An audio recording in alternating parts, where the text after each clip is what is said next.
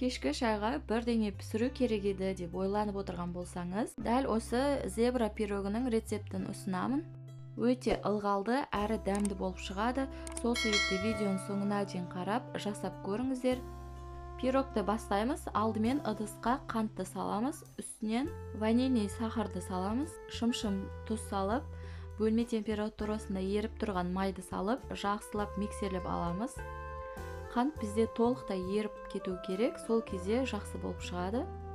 Барлық ингредиенттерді грамдарымен төменде описанияда жазып қалдырамын. Миксерлеп болдық. Енді үстінен жұмыртқамызды салып, тағы да жақсылап 5 минуттай араластырып алуымыз қажет. Кезек құрғақ ингредиенттерге келді. Оның үстінен ас содасын салып, електен өткізіп, жарты бөлігін саламыз.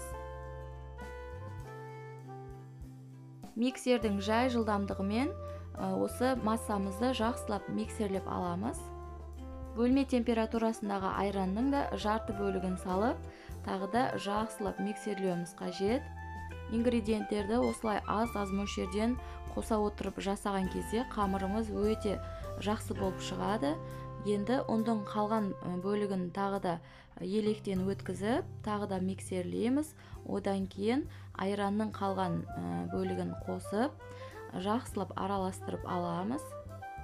Осымен біздің қамырымыз дайын болады. Қамырдың 3/1 бөлігін бөлек ыдысқа салып аламыз. Себебі осы аз мөлшердегі қамырдың үстінен какаоны қосатын боламыз. Електен өткізіп қосыңыздар міндетті түрде. Сол кезде түйіршіктер болмай жақсы болып араласады.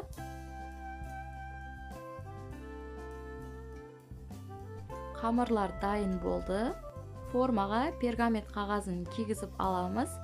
2 ас қасық ақ қамырдан қосамыз. Үстінен 1 ас қасық какао қосылған қамырдан қосамыз. Дәл осылай кезек-кезек қамырларды барлығын салып аламыз. Менің пайдаланған формам диаметрі 24 см. Сол себепті менің пирогым ондай қатты көтерілмей қалды. Бірақ сіздер 20 см форманы пайдалансаңыздар, өте биік болып, әдемі болып шығады пирогтарыңыз. Бірақ форма ондай қатты маңызды емес, бәрібірде дәмі өте дәмді болып шығады. Қамырдың барлығын салып болдық. Енді осындай ағаш таяқшаның көмегінде сызықтар сызып шығамыз. Негізі ешқандай сызық салмайда пісіре берсек те болады. Бірақ осындай сызықтармен, өрнектермен жасасаңыздар, пирог өте әдемі болып көрінеді. Осы кезге дейін мен зебра пирогының көптеген қаймақ қосылған, тағы да басқа рецепттермен жасап көрдім. Бірақ ең дәмді ылғалды болып шыққан осы рецепт. Сол себепті сіздерге де ұсынып жатырмын.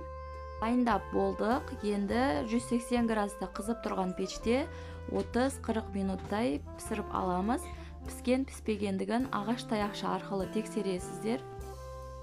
Пирог пісіп шықты. 15 минуттай суытып алдым. Содан кейін жандарын пышақпен кесіп, формасынан босатып алдым. Міне достар, пирог дайын. Кесіп алдым. Қарасаңыздар, осы сызықтары да өте анық болып көрінеді. Рецепт сіздерге ұнады деген ойдамын. Сол себепті достарыңызбен бөлісуді де ұмытпаңыздар. Видеоға лайк басып, каналға тіркеліп, қоңыраушаны басып қойыңыздар. Себебі менің каналымда көптеген хит рецепттерді таба аласыз. Келесі видеоларда кездескенше сау болыңыздар.